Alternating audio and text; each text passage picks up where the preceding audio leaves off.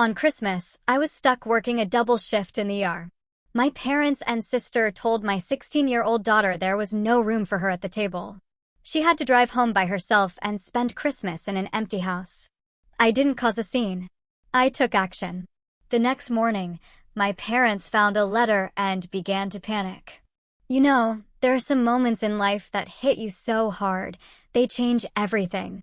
For me, that moment came this past Christmas, when the people I called family told my 16-year-old daughter, Chloe, that there was no room for her at their holiday table.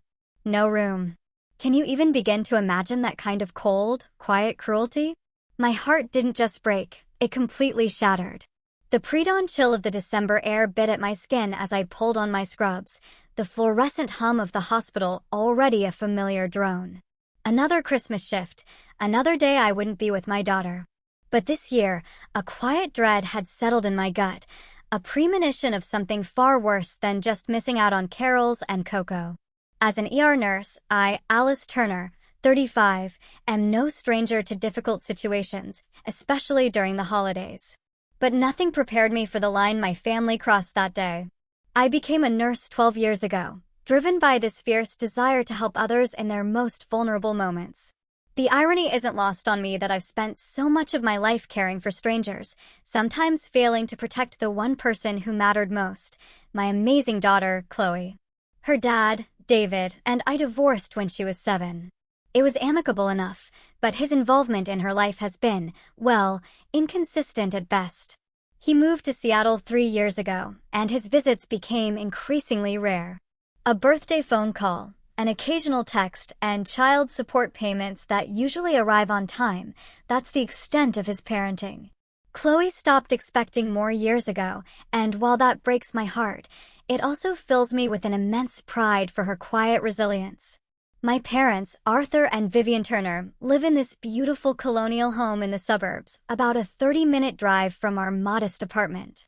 Dad retired from his accounting firm 5 years ago, and Mom has always been a homemaker whose entire identity revolves around perfect family gatherings and an immaculate house. Then there's my younger sister, Bethany. She married well. Her husband, Mark, comes from money and works in finance. They have 2 kids, Leo, who's 13, and Maya, who's 10. Our family dynamic has always been complicated. Bethany was the golden child, always willing to follow Mom's strict guidelines about proper behavior and appearance. I was the rebel who chose a common profession and, heaven forbid, got divorced. 2 unforgivable sins in Vivian Turner's book. This favoritism extended to the grandchildren, with Leo and Maya receiving lavish attention, expensive gifts, and constant praise. Chloe, my sweet, artistic Chloe, often felt like an afterthought. Despite all this, Chloe always tried to win their approval. She'd spend hours making homemade cards for their birthdays, help in the kitchen without being asked, and politely endure my mother's thinly veiled criticisms about everything from her casual clothing choices to her interest in photography instead of proper activities like Maya's ballet or Leo's tennis lessons. They just don't know how amazing you are, I'd tell Chloe after particularly difficult family gatherings as we decompressed in the car on the drive home.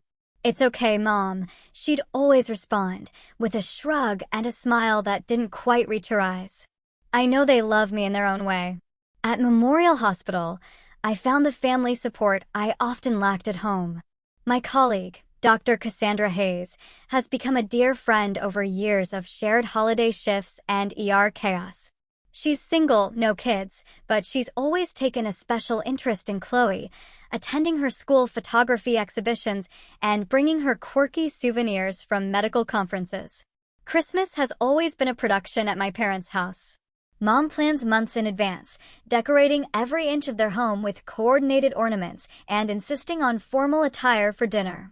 In previous years, I negotiated my hospital schedule to ensure Chloe and I could attend, even if it meant working overnight on Christmas Eve or heading straight to a shift after opening presents. This year was different. A nationwide nursing shortage hit our hospital particularly hard, and by early December, I knew I'd be working a double shift on Christmas Day. It was disappointing, but unavoidable. Chloe, I'm so sorry about Christmas this year, I told her one evening as we decorated our small artificial tree. I tried everything to switch, but we're critically understaffed. Chloe hung a handmade ornament from her elementary school days and smiled. Mom, it's fine. I'm not a little kid anymore. Grandma already called and said I should still come for dinner. I paused, ornament in hand. Really? That was thoughtful of her. See, they do care. Chloe looked pleased. And I can drive myself now, so you don't have to worry about me getting there. Having just gotten her license 2 months prior, Chloe was eager to embrace any opportunity for independence. Still, I hesitated. I don't know, sweetheart. It's Christmas Day. There could be drunk drivers. And Mom, she interrupted with that patented teenage eye roll. It's a 30-minute drive in broad daylight. I'll be super careful. Plus, I already told Grandma I'd help her make those cranberry tarts everyone loves. Seeing her excitement, I reluctantly agreed. I called my mother to confirm the arrangement, making sure Chloe would be welcomed and comfortable spending Christmas with them while I worked. Of course, she should come, my mother said briskly. Families should be together on Christmas. It's a shame you have to work, but I suppose someone has to. I ignored the passive-aggressive undertone, focusing instead on the logistics. I'll make sure she brings something for dinner. What time should she arrive? 3, dinner at 5. And tell her to wear something nice. I'm using the good china. It was settled. Chloe would spend Christmas with my parents and sister's family while I cared for patients in the ER. Though I felt the familiar pang of working through another holiday, I was grateful Chloe wouldn't be alone. At least, that's what I thought. As Christmas approached, Chloe seemed genuinely excited about going to her grandparents' house alone. She picked out a new green sweater that brought out her eyes, practiced making a sweet potato casserole using my grandmother's recipe, and even wrapped thoughtful presents for everyone with her characteristic attention to detail. You'll call me when you arrive, right? I asked for probably the 10th time as Christmas Day approached. Yes, Mom, Chloe promised. And I'll text you updates so you don't worry. I still had reservations. But seeing Chloe's enthusiasm about feeling grown up enough to drive herself to Christmas dinner, I pushed my concerns aside. After all, she would be surrounded by family who supposedly loved her. What could possibly go wrong? Christmas Eve was a flurry of last-minute preparations. Chloe and I had our own small celebration that night, exchanging a few gifts and watching our traditional movie marathon of holiday classics. I helped her wrap the sweet potato casserole in foil with detailed reheating instructions written in my neatest handwriting. Are you sure the sweater looks okay? Chloe asked, modeling her new green outfit with black pants and small silver earrings I'd given her the night before. You look beautiful, sweetheart, I assured her, tucking a strand of her auburn hair behind her ear. Absolutely perfect. The next morning arrived too quickly. I had to report for my shift at 7 a.m., and as I donned my scrubs, Chloe sleepily made her way to the kitchen to see me off. Remember, drive carefully, I said, hugging her tightly. Text me when you get there and when I leave, and if anything happens, she finished with a smile. I know, Mom. I've got this. Go save lives. I kissed her forehead, trying to ignore the knot in my stomach. Love you, Chloe. Merry Christmas. Love you too. Now go before you're late. The emergency room was predictably chaotic when I arrived. Holiday-related injuries and illnesses always kept us busy, from cooking accidents to heart attacks triggered by family stress. By mid-morning, we had a steady stream of patients, and I fell into the familiar rhythm of triage, treatment, and care. Around noon, my phone vibrated with a text from Chloe. Made it to Grandma's. Driving was fine. Grandpa says, hi. I smiled, feeling relief wash over me as I quickly typed back between patients, great. Having fun. Her response came a few minutes later. Yeah, helping with dinner prep. As the afternoon progressed, I checked my phone whenever possible, noticing Chloe's texts becoming increasingly sparse and less enthusiastic. 1:30 p.m. Aunt Bethany brought extra people. Some colleagues of Uncle Mark. 2:45 p.m. Dinner might be later than planned. 3:50 p.m. Everything's fine, just busy. By 5:30 p.m., the ER had reached peak chaos. A multi-car accident had brought in several trauma patients simultaneously, and I hadn't checked my phone for over an hour. When I finally had a moment to breathe, I found a message that made my blood run cold. Coming home. Don't worry about me. My hands shook as I tried calling Chloe, but the call went straight to voicemail. I tried again, rushing to the break room, panic rising in my throat. Dr. Hayes, I need a minute, I said to Cassandra as I passed her in the hallway. What's wrong? She asked, following me. It's Chloe. Something happened at my parents'. My phone rang. Chloe's face lighting up the screen. I answered immediately. Chloe, what's going on? Are you okay? I'm fine, Mom, she said, her voice too controlled, too flat. I'm driving home now. Why? What happened? Nothing important. Grandma just said there wasn't room at the table for me. It's no big deal. My heart dropped. What do you mean, no room? What exactly happened, Chloe? There was a long pause before she continued, her voice smaller now. Aunt Bethany brought 4 extra people from Uncle Mark's office. When it was time for dinner, Grandma said they needed the dining room seats for the adults. She told me to eat in the kitchen. I closed my eyes, gripping the phone tighter. And then I said that was fine, but then Grandma started rearranging, making sure Leo and Maya were at the main table with everyone else. When I brought my plate to the kitchen, she said, Chloe's voice cracked slightly. She said there was a lot going on and maybe it would be better if I just came back another time when it wasn't so hectic. She said there was really no room and maybe next year would be better. White-hot anger surged through me. Did anyone say anything? Grandpa? Bethany? Grandpa was busy carving the turkey. Aunt Bethany just looked uncomfortable and kept talking to her guests. Uncle Mark suggested I could eat in their car if I wanted to wait. Chloe's attempt at a laugh came out more like a sob. No one even offered to drive me home or make me a plate to take with me. So, I just left. Where are you now? I asked, struggling to keep my voice steady. About 10 minutes from home. I'm being careful. I promise. Chloe. I'm so sorry. I can try to get someone to cover. No, Mom, she interrupted firmly. You have patients who need you. I'm fine.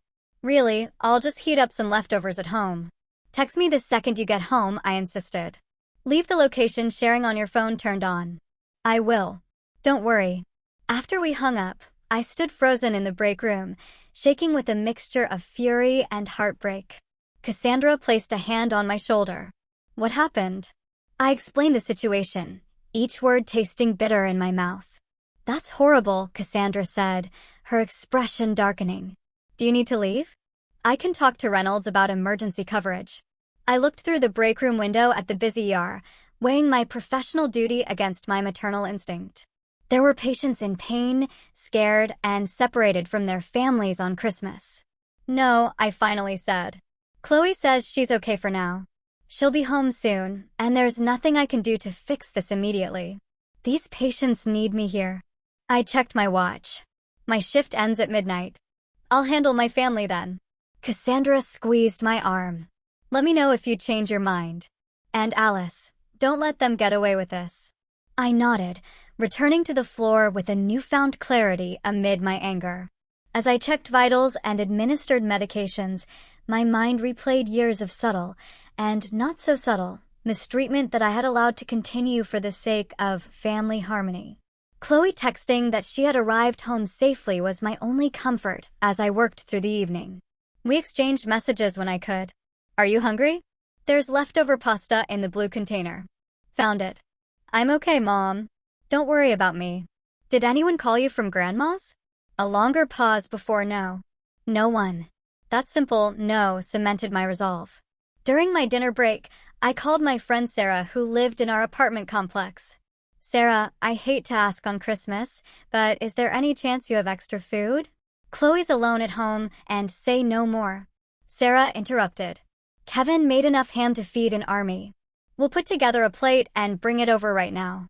Thank you, I said, my voice cracking with gratitude. The spare key is under the turtle planter. I remember. Don't worry about a thing. As my shift continued, I dealt with everything from a child with a Lego stuck in his nose to an elderly man experiencing heart failure. The final case of my night was particularly poignant. A family reconciliation in the waiting room after a car accident scare had brought estranged siblings back together. "Life's too short," I overheard the older brother say as they embraced. "Family should have each other's backs." I thought about those words as I finished my charting. Family should have each other's backs.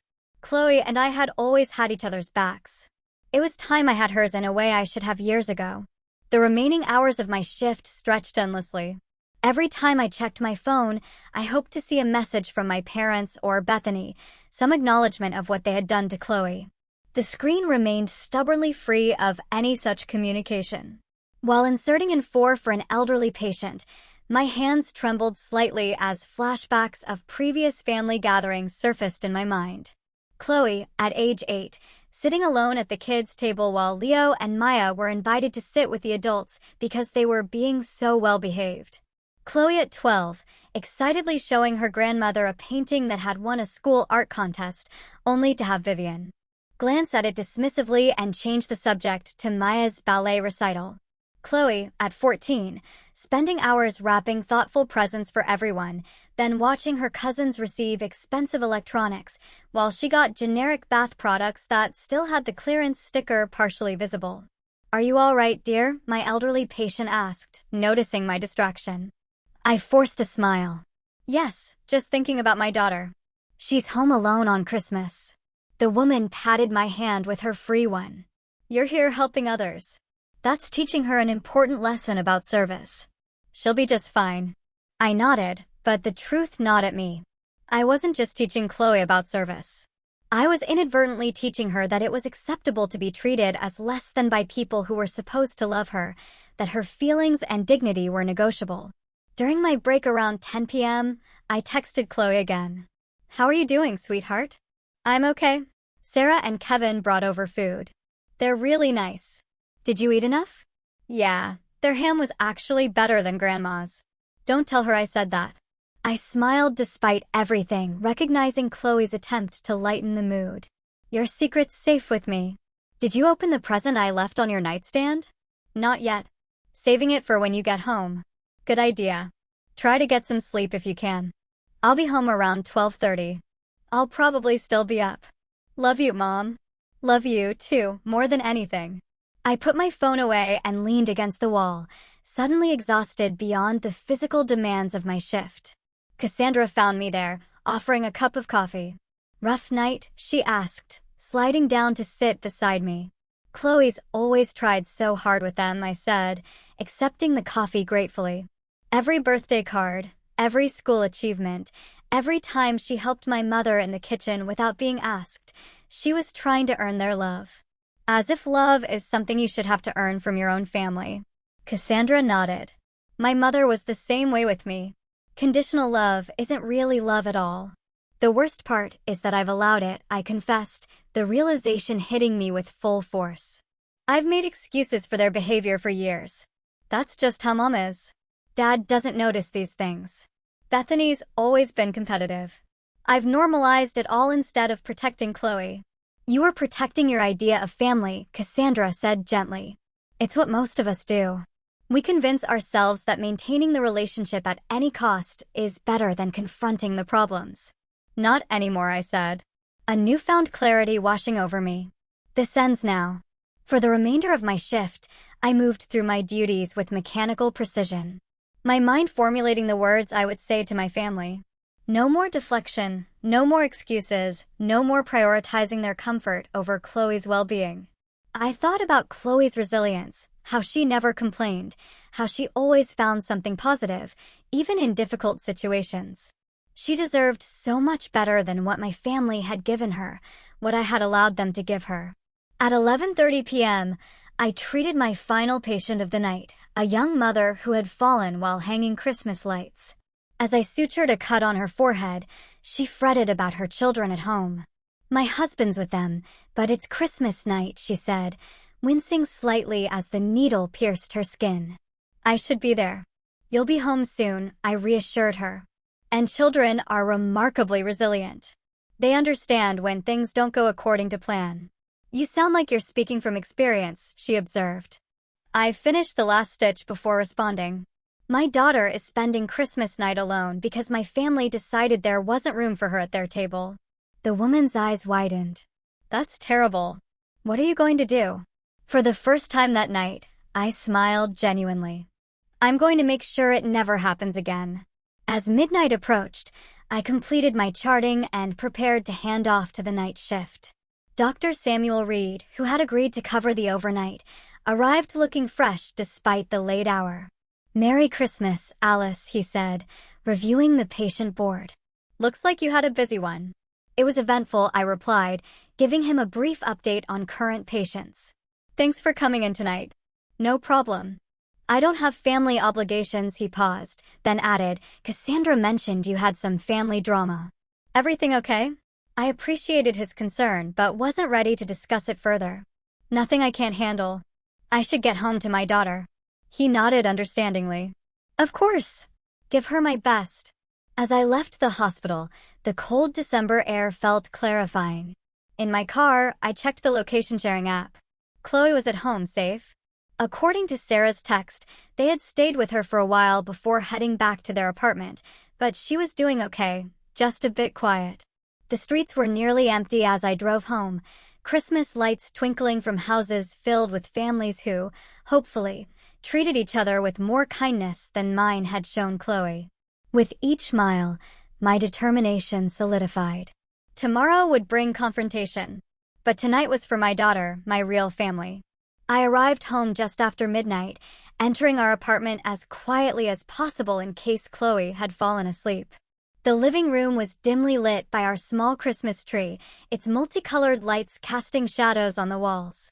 What I saw next broke my heart all over again.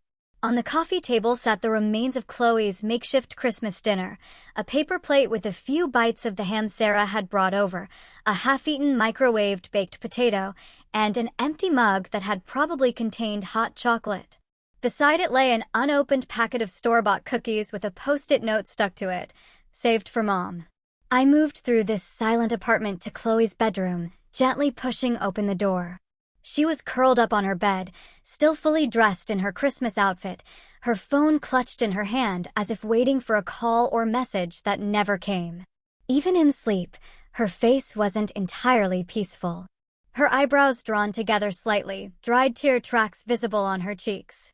On her nightstand was the small wrapped package I'd left for her, a delicate silver camera charm for the bracelet she'd been collecting charms for since she was 12. It remained unopened. Around her, I noticed several wadded-up tissues. On her desk, the presents she had carefully wrapped for my parents and sister's family sat in a neat pile, now with nowhere to go. The sight ignited something primal within me.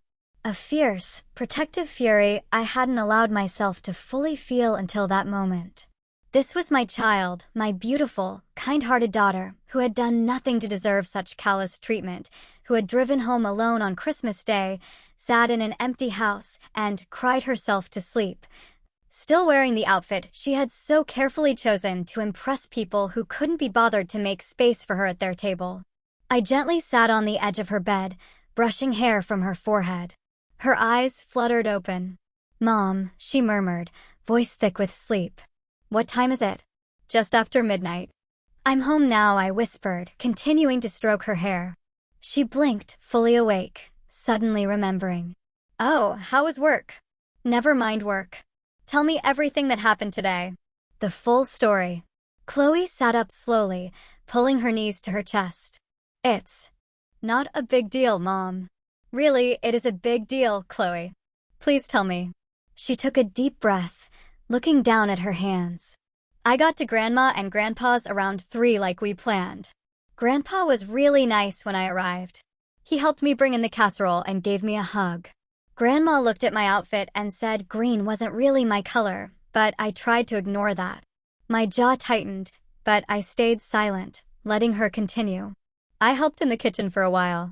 Everything seemed fine, but Grandma kept checking her phone and looking anxious. Around 4 o'clock, Aunt Bethany arrived with Uncle Mark and the kids, but they had 4 other people with them. Some colleagues of Uncle Mark that were in town without family. Grandma seemed surprised, but kept saying, "The more the merrier." Chloe twisted a loose thread on her sleeve. When it was time to set the table, I started helping. That's when Grandma pulled me aside and said there were too many adults for everyone to fit at the dining room table. She asked if I would mind eating at the kitchen counter since I was young and adaptable. I closed my eyes briefly, imagining the scene. I said that was fine, Chloe continued. I really didn't mind. But then I noticed she made sure Leo and Maya got seats at the main table. Maya's only 10, Mom. When I pointed that out, Grandma said they were sitting with their parents because the guests needed to be accommodated properly. Chloe's voice grew quieter. So I took my plate to the kitchen, but Aunt Bethany's guests kept coming in for drinks in seconds, making comments about how weird it was that I was sitting there alone. One of them asked if I was the hired help. My hands clenched into fists. After about 10 minutes, Grandma came in looking flustered. She said having me in the kitchen was making things awkward with the serving dishes and everything. She suggested, well, she didn't really suggest. She just said that maybe with everything going on, it would be better if I came back another time when it wasn't so hectic. Chloe's eyes filled with tears. She actually said, "There's really no room, Chloe. Maybe next year." Like I was some distant acquaintance who had shown up uninvited. What did Aunt Bethany say?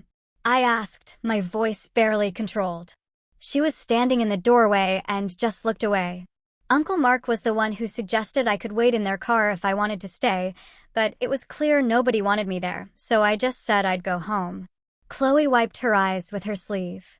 Nobody tried to stop me. Nobody offered to drive me or check if I got home. Grandpa was busy talking to the guests. I don't even think he noticed I left. I texted you when I got in the car, and that's it.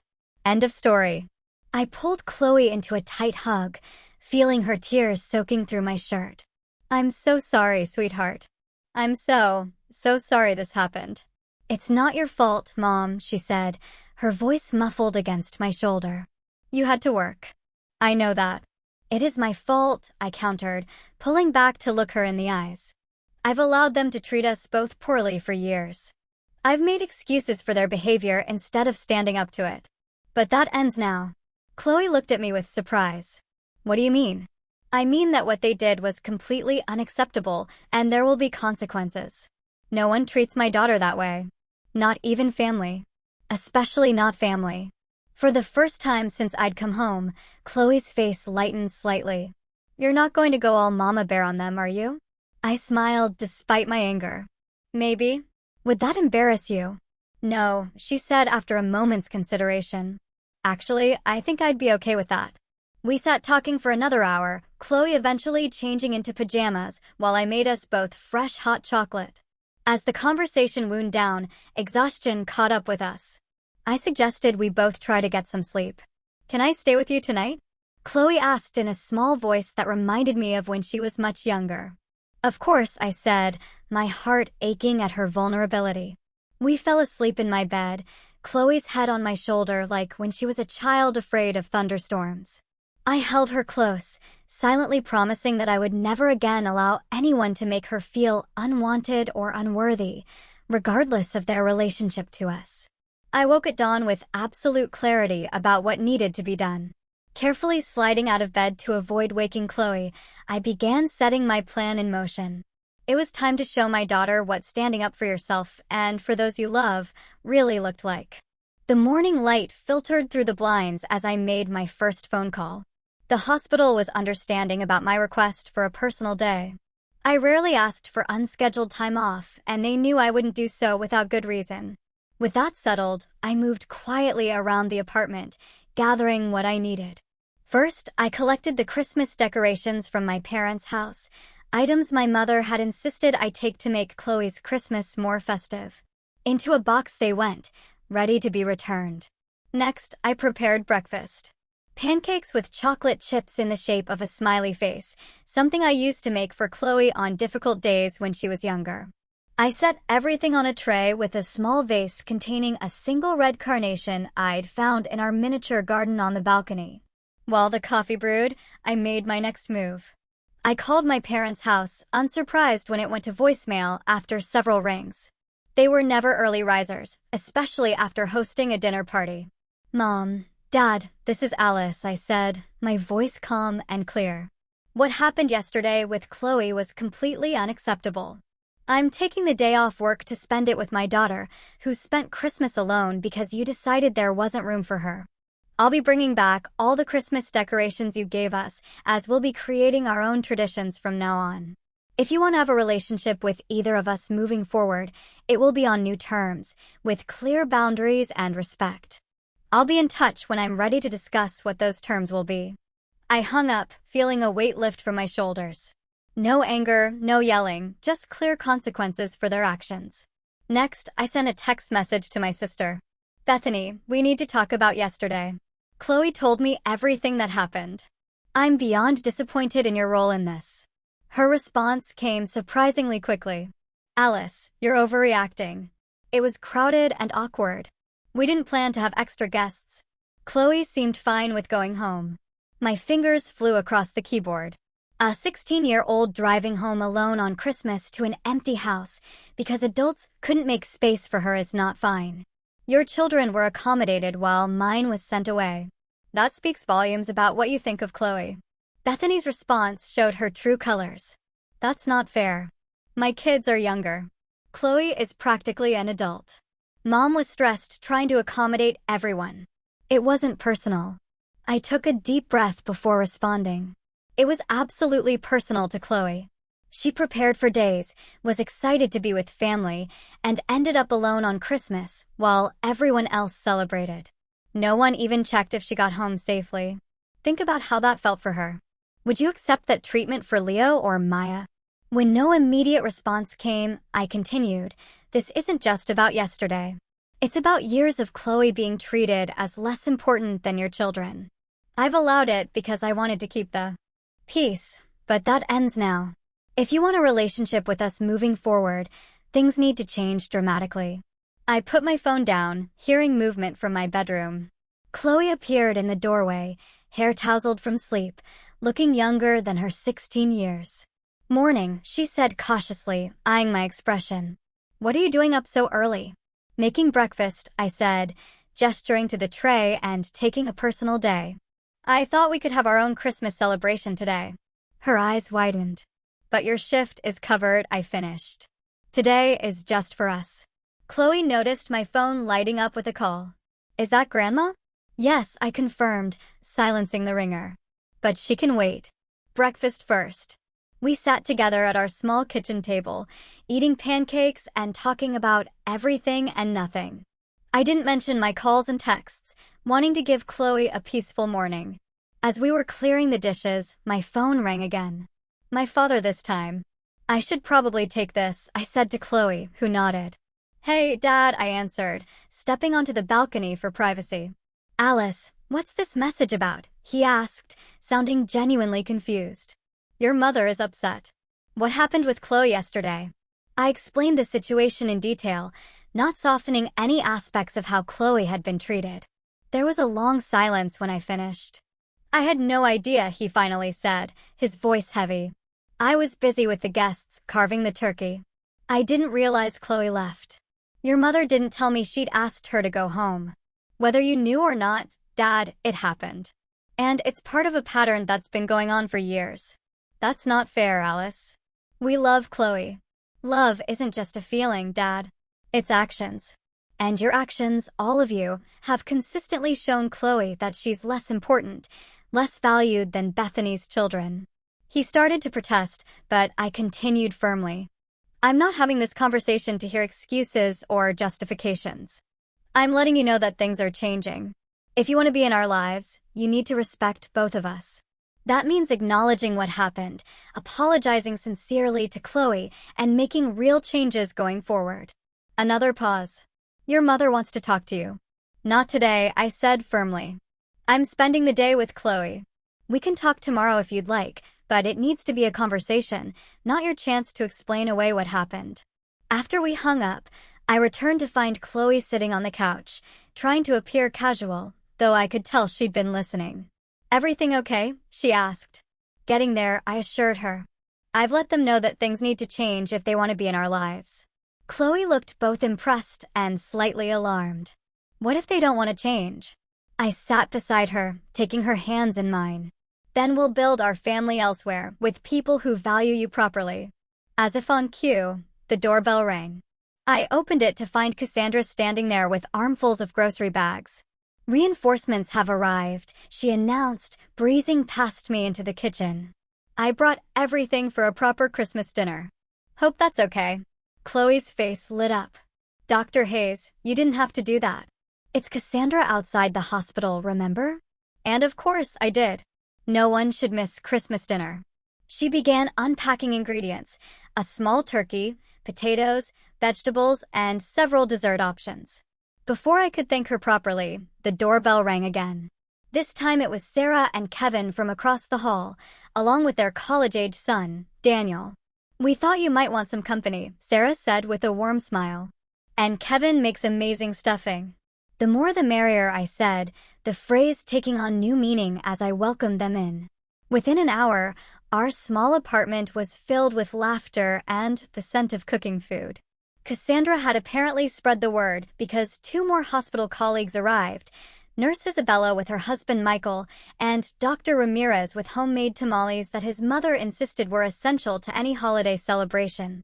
Chloe moved from initially shy to increasingly comfortable as everyone made her the center of attention, asking about her photography, complimenting her help in the kitchen, and treating her with the respect and affection my own family had failed to provide.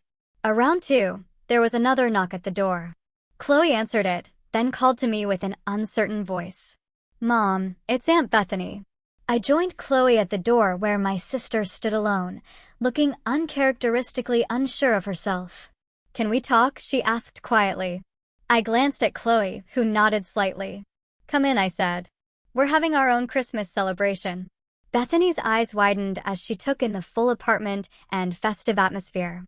"I can come back another time." "No," I interrupted. "If you want to talk, now is fine. We can use the balcony." Once outside, Bethany fidgeted with her purse strap. "I wanted to apologize to both of you, but especially to Chloe. What happened yesterday was wrong." "Yes, it was," I agreed, not making it easier for her. "I should have said something when Mom told her to leave." I knew it wasn't right, but she trailed off. "What?" But I didn't want to make a scene. I didn't want to upset Mom or make things awkward with Mark's colleagues. She looked down. "I put everyone else's comfort above Chloe's feelings. That was wrong." Her honesty surprised me. "Yes, it was." "The truth is," Bethany continued, her voice quieter, "I've always been a little jealous of your relationship with Chloe. You two have something special. You're not just mother and daughter. You're actually friends. You respect each other. I don't have that with my kids." I hadn't expected this level of vulnerability from my always composed sister. "That doesn't excuse what happened," she added quickly. "Nothing does. I just wanted you to know that it comes from my own insecurities, not from not caring about Chloe. Bethany, you've allowed your children to be favored over Chloe for years. You've participated in it."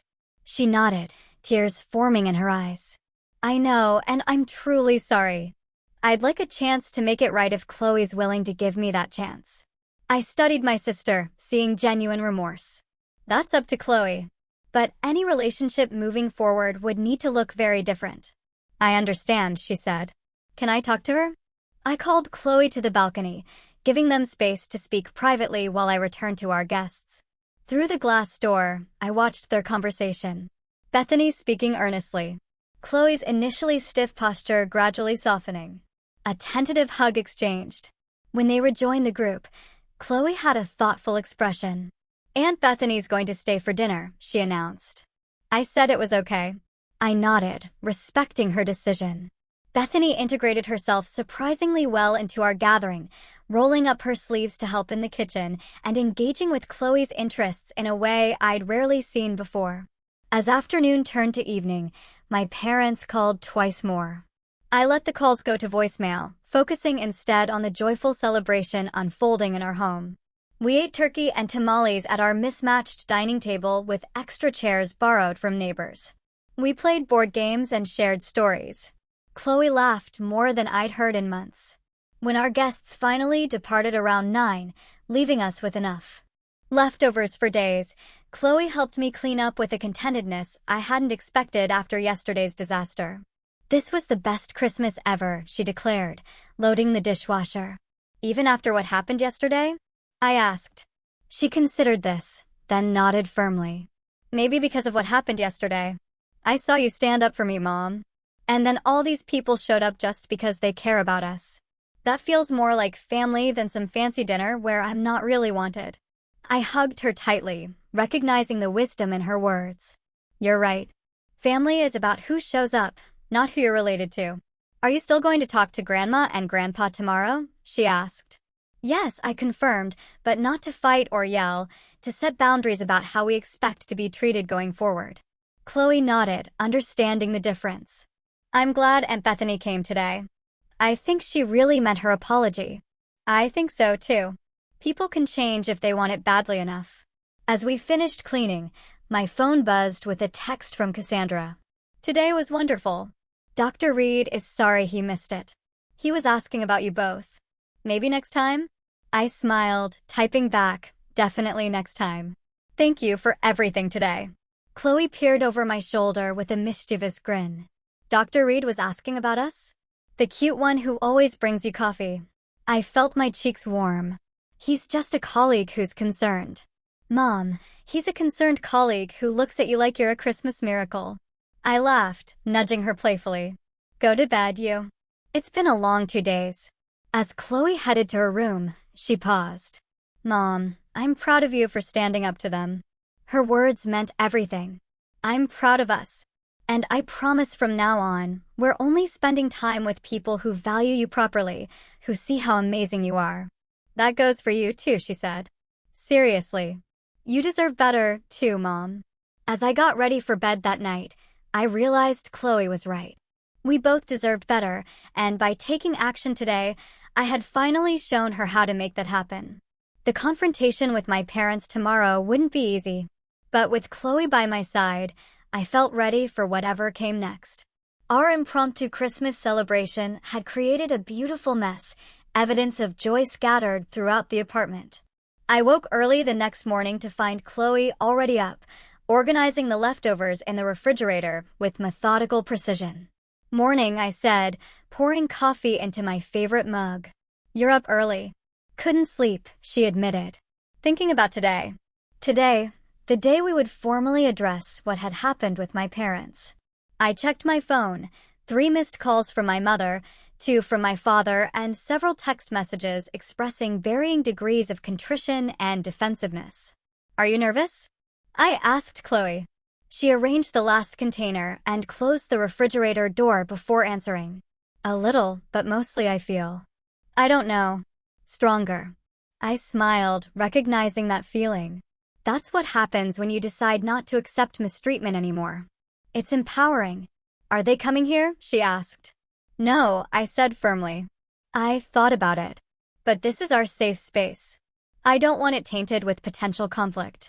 I told them we'd meet at the coffee shop on Maple, neutral territory. Chloe nodded, looking relieved. Good thinking. What time? 11.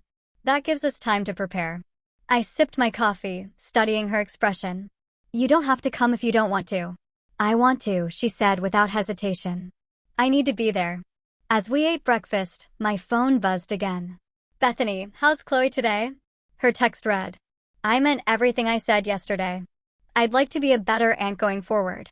I showed the message to Chloe, who considered it thoughtfully before suggesting, respond positively but cautiously. Tell her we appreciate her apology and look forward to seeing how things evolve. My 16-year-old was handling this with more maturity than most adults I knew. I typed the response, adding, we're meeting Mom and Dad at 11 at Maple Street Coffee. You're welcome to join if you want moral support. Bethany's reply was immediate. I'll be there. And Alice, thank you for giving me a chance to make this right. By 10:45, Chloe and I were seated at a corner table in the cozy coffee shop, 2 steaming mugs before us. Chloe had chosen to wear a different green sweater, a deliberate choice, she explained, to show she wasn't ashamed of her preferences despite our mother's criticism. Bethany arrived first, looking uncharacteristically casual in jeans and a simple blouse. She hugged Chloe with genuine warmth before sitting beside her. Another deliberate choice that didn't go unnoticed. My parents entered at exactly 11. My father's military punctuality still governing their schedule after all these years. My mother looked impeccably put together as always, but there was an unfamiliar uncertainty in her expression. Dad guided her to our table with a hand at her back. Alice. Chloe. He nodded at each of us, then noticed Bethany. Bethany, I didn't know you'd be here. I invited her, I said simply. Please sit down.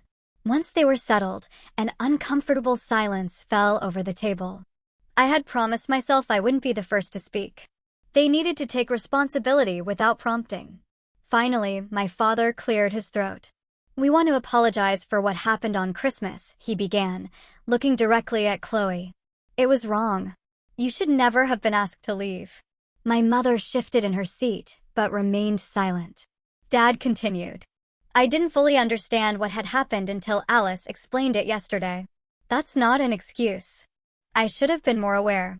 I'm sorry, Chloe. Chloe nodded slightly, but didn't speak.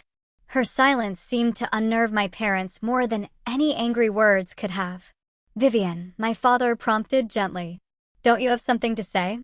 My mother straightened her already perfect posture. Yes. Well, things got rather hectic with the unexpected guests. Perhaps I didn't handle it as well as I could have. I felt Chloe tense beside me. This non-apology was exactly what I had expected. Mom, I said evenly. Chloe drove home alone on Christmas Day to an empty house because you told her there was no room for her while making space for everyone else, including children younger than her. Not handling it well doesn't begin to cover what happened. My mother's cheeks flushed.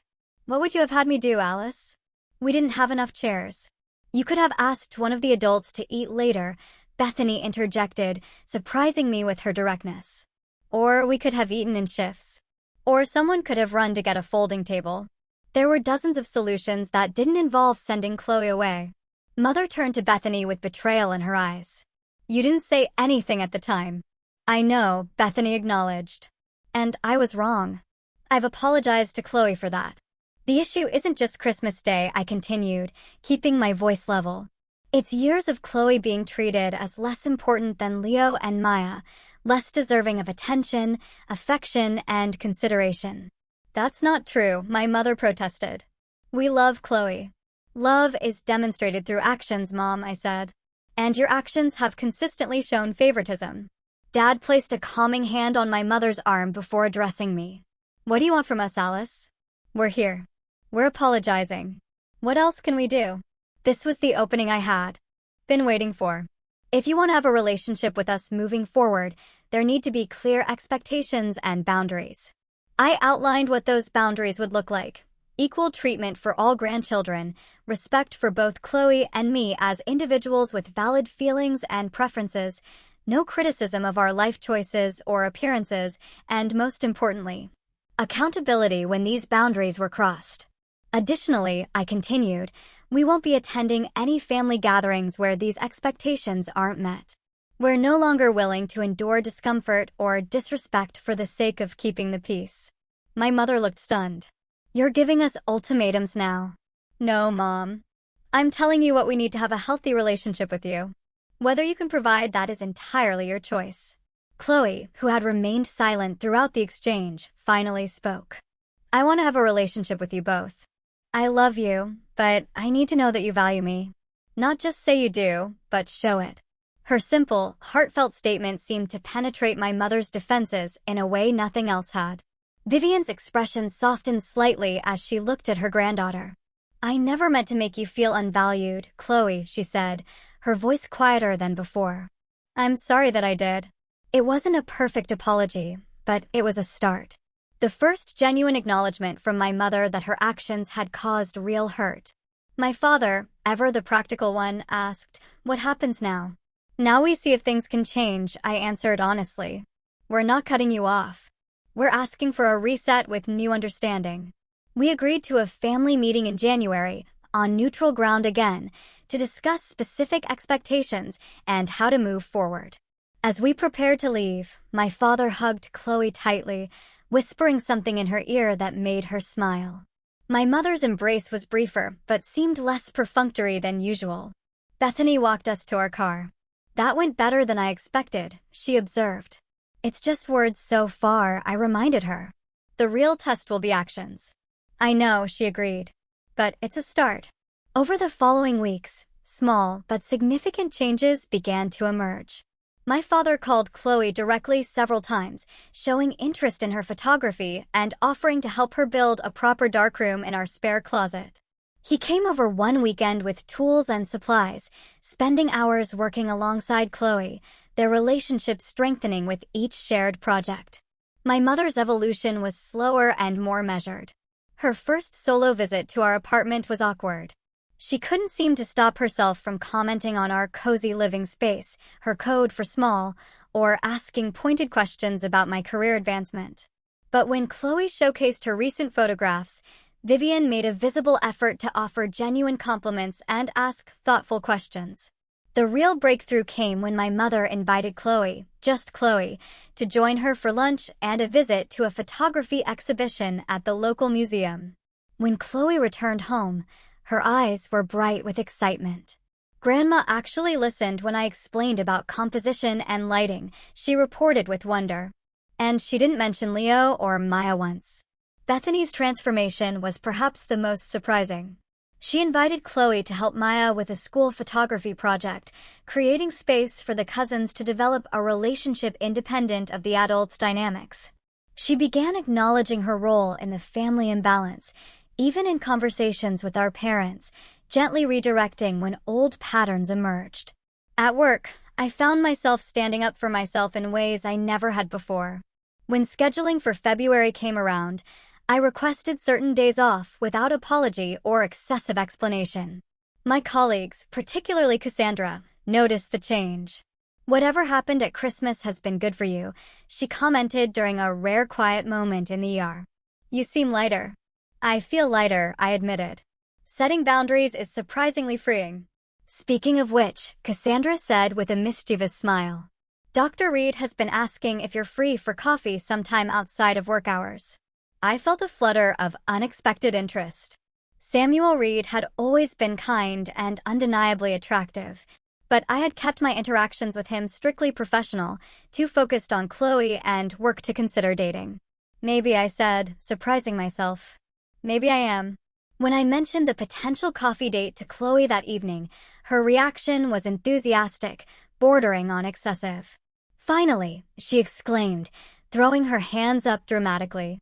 "He's been giving you those looks for months." "What looks?" I asked, pretending innocence. "Mom, seriously?" Even Grandpa noticed when he came to pick me up from the hospital that time. "He asked if you and Dr. Reed were an item." I laughed, shaking my head at the thought of my father's matchmaking observations. "We'll see. It's just coffee for now," Chloe said with a knowing smile. The January family meeting we had scheduled took place at a restaurant chosen for its neutral territory status. To my surprise, everyone arrived with written notes, evidence they had given serious thought to our discussions. Even my mother, though she struggled the most with accepting criticism, made visible efforts to listen without immediately defending herself. We established clear guidelines for communication and expectations. My father, ever the accountant, actually created a shared document where we could note concerns or issues as they arose, addressing them before they festered into larger problems. The most significant moment came when Chloe, with newfound confidence, directly addressed her grandmother.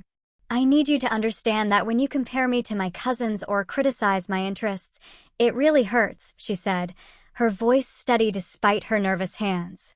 "I'm not asking you to pretend to love everything I do. But I am asking you to respect that I'm my own person." My mother, to her credit, didn't deflect or dismiss. "I understand," she said after a moment's reflection. "I'll do better, Chloe." "I promise." As winter melted into spring, our new family dynamic continued to evolve. There were missteps and old habits that occasionally resurfaced. My mother still sometimes made thoughtless comparisons. My father occasionally reverted to conflict avoidance. And Bethany had moments of competitive parenting. But the difference was that now these behaviors were acknowledged and addressed rather than ignored. Chloe flourished in this healthier environment. Her confidence grew. Her photography improved as she felt more supported in her passion, and she began to form more authentic relationships with extended family members. She even developed a sweet bond with her young cousin Maya, who had begun to show interest in photography under Chloe's patient guidance. My own transformation was equally profound. The woman who had once swallowed hurt and disappointment to keep the peace now spoke her truth with calm confidence. I advocated for myself at work, leading to unexpected recognition and a promotion to charge nurse that spring. And yes, coffee with Samuel turned into dinner, which turned into regular dating. He was kind, thoughtful, and most importantly, genuinely interested in getting to know Chloe, understanding that we were a package deal. "He gets it, Mom," Chloe observed after Samuel had helped her set up a complicated lighting arrangement for a school project. "He doesn't try too hard or ignore me. He's just real." That word, real, captured what our lives had become since that painful Christmas day. By refusing to accept the unacceptable, by standing firm in our worth, we had created space for authentic relationships to grow. Not perfect, not without challenges, but real. 6 months after that fateful Christmas, Chloe and I sat on our apartment balcony, enjoying the warm June evening. Our small container garden was thriving, a project my father had helped us start during one of his weekend visits. The string lights Chloe had hung gave everything a gentle glow as we sipped lemonade and reflected on how much had changed. "Grandpa called today," Chloe mentioned, scrolling through photos on her camera. "He wants to take me fishing next weekend." I smiled, remembering how my father had discovered a shared interest in early morning solitude with Chloe. Their fishing trips had become a monthly tradition, opportunities for quiet conversation and understanding that had been missing before. "What about Leo and Maya?" I asked, curious if the old patterns were truly changing. Chloe shrugged. "Leo's not interested. Maya might come next time, but she has a recital this weekend." Grandpa said, "It's my special time anyway." That simple statement represented enormous progress. My father had made genuine efforts to form individual relationships with each grandchild, recognizing Chloe's unique qualities rather than lumping the cousins together or favoring the others. My mother's journey had been more complicated. After initially resisting change, Vivian had eventually recognized the ultimatum for what it truly was, not punishment, but an opportunity to build a healthier relationship. While she still occasionally slipped into old habits of criticism or comparison, she now caught herself more often than not, sometimes even mid-sentence. "Grandma texted me about the photography competition," Chloe continued, showing me the message. "She found the application and sent me the link before I even mentioned I was interested." The photography competition was a prestigious local contest that Vivian had discovered through her museum volunteer work. The fact that she had thought of Chloe immediately, taking initiative to support her passion, spoke volumes about her efforts to change. Our relationship with Bethany's family had transformed as well. The competitive undercurrent had largely dissolved, replaced by more authentic interactions. The cousins now spent time together based on genuine interest rather than obligatory family gatherings. Leo, now 14, had actually sought Chloe's help with a school photography project, recognizing her talent in a way that would have been unimaginable before. Aunt Bethany asked if we want to join them at the lake house in August, Chloe mentioned. "Just a casual thing," she said. "No pressure." "Do you want to go?" I asked, keeping my tone neutral. Chloe considered this. "Yeah, I think I do. It's different now. She actually sees me." That was the heart of everything, being truly seen. The changes in our extended family hadn't happened overnight, and they hadn't been without setbacks. There had been tense conversations, moments of backsliding, and periods of frustration on all sides. But the consistent enforcement of boundaries had slowly created a new normal. My relationship with Samuel had developed gradually over these months. He understood my priorities and respected the boundaries I set around my time with Chloe. His patience and genuine interest in both our lives had allowed something beautiful to grow between us. "Dr. Reed is coming over for dinner tomorrow, right?" Chloe asked with a knowing smile. "Samuel," I corrected gently. "And yes, he's bringing ingredients to teach us both how to make proper paella." "You really like him, don't you?" Chloe observed, her perceptiveness catching me off guard. I felt my cheeks warm. I do, but you know you're still my priority, right? Mom, Chloe said with an exaggerated eye roll. I know that. I also know that you deserve to be happy, and he makes you happy. Her maturity continually amazed me. When did you get so wise? Probably around Christmas, she answered thoughtfully. Watching you stand up for us changed something for me. I realized that accepting bad treatment doesn't make you a good person.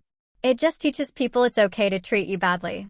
I reached across the small table and squeezed her hand. That's exactly right. I've been thinking about that a lot lately, she continued.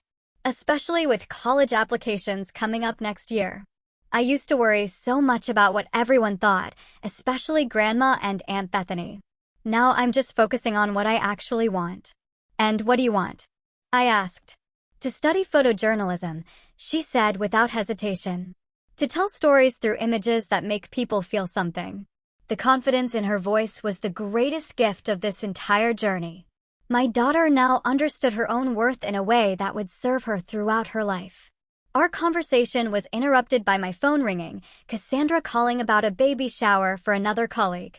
As I spoke with her, finalizing details for the gift we would bring together, I watched Chloe photographing the sunset, completely absorbed and capturing the perfect light.